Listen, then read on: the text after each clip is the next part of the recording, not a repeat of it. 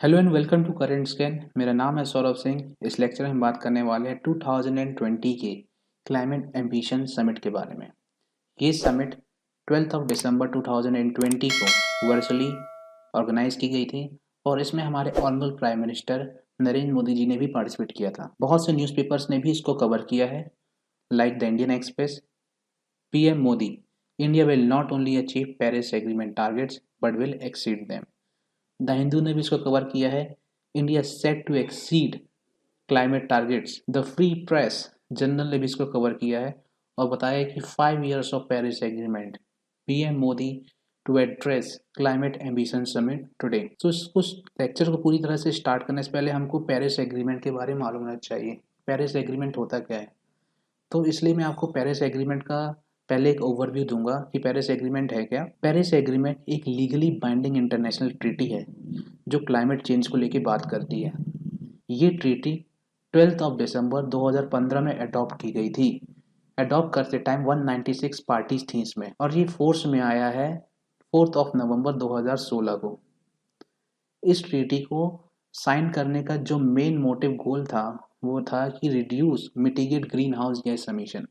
किस तरह से हम ग्रीन हाउस गैस एमिशन को हम कम कर सकते हैं, किस तरह से हम कार्बन के एमिशंस को हम कम कर सकते हैं, ये इसका मेन मोटिव है। क्योंकि अगर ग्रीन हाउस गैस एमिशन अगर बढ़ेगा तो ग्लोबल वार्मिंग बढ़ेगा, ग्लोबल वार्मिंग बढ़ेगी तो आइस ग्लेशियर्स पिघलेंगे और सी लेवल राइज होगा, जिसमें अर्थ में एडवर्सिटी कंडीशन आ सकती है। टोटल करेंट मेंबर्स अगर हम बात करें तो इसमें 189 कंट्री शामिल हैं।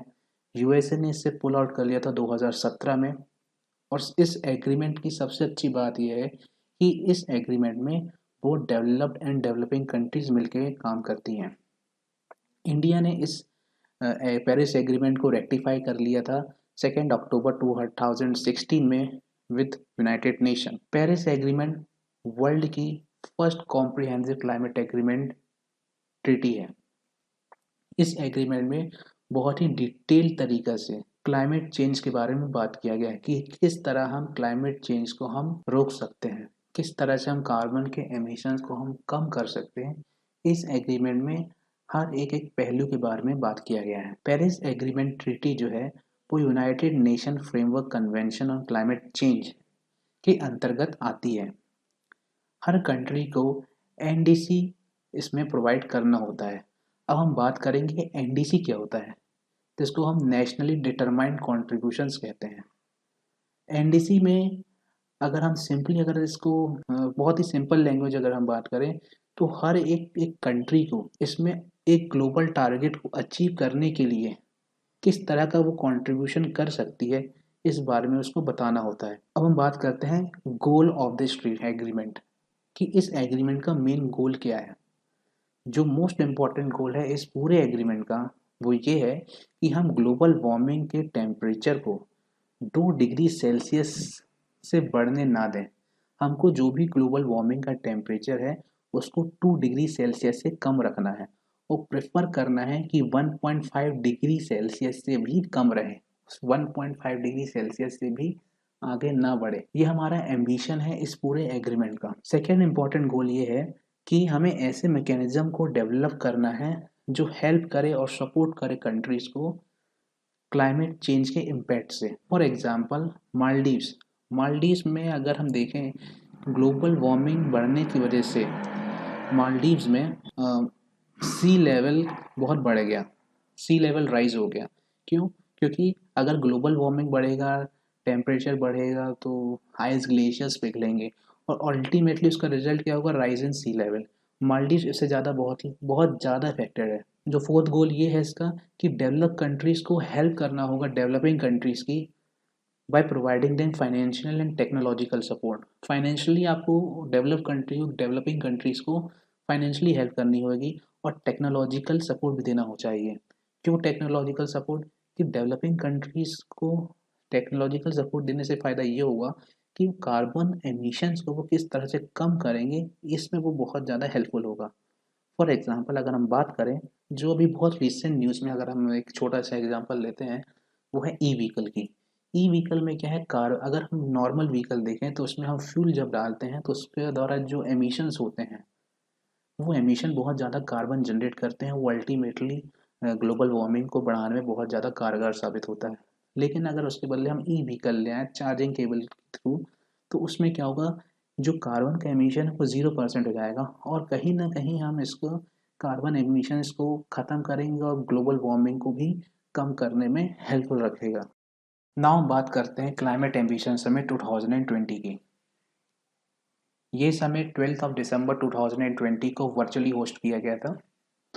इस समिट में टोटल 77 वर्ल्ड लीडर्स ने मिलकर पार्टिसिपेट किया था। ये समिट होस्ट किया गया था यूके कॉप 26 के द्वारा presidency along with United Nation in France in partnership with the Italy and Chile to mark the 5th anniversary of the Paris agreement. Source के लिए मैं आपको द इंडियन एक्सप्रेस का एक आर्टिकल दिखा रहा हूँ। A total number of 77 world leaders addressed the summit, hosted jointly by the UK COP26 presidency along with the United Nations and France in partnership with the Italy and Chile to mark the 5th anniversary of the Paris agreement. ना हम बात करेंगे की points of our honourable prime minister. हमारे prime minister कहते हैं India ने अभी तक 2005 से लेके अभी तक 21% कार्बन एमिशन में कटौती की है। इंडिया ने सोलार कैपेसिटी को बढ़ा के 36 गीगावाट 2020 में कर दिया है। कंट्री की रेन्यूएबल एनर्जी कैपेसिटी फोर्थ है लार्जेस्ट इन द वर्ल्ड, और हम उसको 175 गीगावाट कर देंगे 2022 के पहले तक। ही added that Bharat 450 gigawatts of energy capacity को अचीव कर लेगा 2030 तक, और साथ ही साथ फॉरेस्ट कवर भी बहुत हद तक बढ़ जाएगा। India had pioneered the international alliance as well as coalition for disaster relief. हमारे ऑनरेबल प्राइम मिनिस्टर कहते हैं कि इंडिया 2047 को 100 years of independent nation celebrate करेगा, और ये 100 साल का भारत न केवल अपने लक्ष्य को पूरा करेगा बल्कि अपेक्षा से अधिक होगा। इंडिया ने ऑलरेडी अनाउंस कर चुका है एनडीसी के द्वारा to reduce intensity of carbon emission by 33 to 35% by 2030, और वो रेन्यूएबल एनर्जी को बढ़ाएगा और साथ ही साथ फॉरेस्ट कवर टारगेट्स को भी अचीव करेगा। लेकिन इस पूरे समिट में हमारे प्राइम मिनिस्टर ने किसी भी तरह का नया गोल अभी तक अनाउंस नहीं किया है।